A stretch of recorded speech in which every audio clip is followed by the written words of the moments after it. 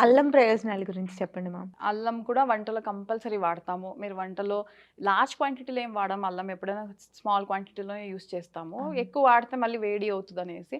అది మీరు వంటలో వాడే వల్ల మీకు డైజెస్టివ్ సిస్టమ్ సెట్ అవుతదనమాట. హ్మ్. బ్లోటింగ్ గానీ, అపెటైటిస్ మంచిగా ఉంటది. దాని తర్వాత మీకేదైనా సోర్ థ్రోట్ ఉందనుకోండి, మీరు కొంచెం దాన్ని మరగపెట్టేసి వాటర్‌లో లేదంటే దాని జ్యూస్ తీసేసి తేనెతో మిక్స్ చేసుకొని కొంచెం కొంచెం తాగుతున్న సోర్ థ్రోట్ తగ్గిపోతదనమాట. మళ్ళీ తిక్కగా ఉన్నా కూడా అది వాటర్‌లో మరగపెట్టేసి తాగొచ్చు. హుహు. ఇంకా మీరు టీలో గూడా వేసుకుంటారు. ఇది మీకు డైజెస్టివ్ దీపన పాచనలో గూడా వర్క్ అవుతది. ప్లస్ హుహు. మీకేదైనా జలుబు, కఫ వల్ల ఏదైనా ప్రాబ్లమ్స్ ఉంది, కఫం ఉంది అలాంటి వాళ్ళకి అంటే మీకు బోత్ మీకు వాతకి 3 దోషాలకి గూడా యూజ్ అవుతది చెప్పాలంటే హుహు. అల్లము. కంపల్సరీ వంటలో వాడుకోవడం చాలా ఇంపార్టెంట్ అనమాట. వెయిట్ లాస్‌లో కూడా అల్లం అవును. గురించి అవును. చెప్తారు. డెఫినెట్‌గా యూజ్ అవుతది అల్లం. వెయిట్ ఎందుకంటే లాస్. అది ఉష్ణ వీర్యలో ఉంటది. అది హ్మ్. ఫ్యాట్ కరగడానికి యూజ్ అవుతది. అందుకే ముందే చెప్పా మీకు వాత, పిత్త, కఫ 3 దోషాలకి అది యూజ్ అవుతది.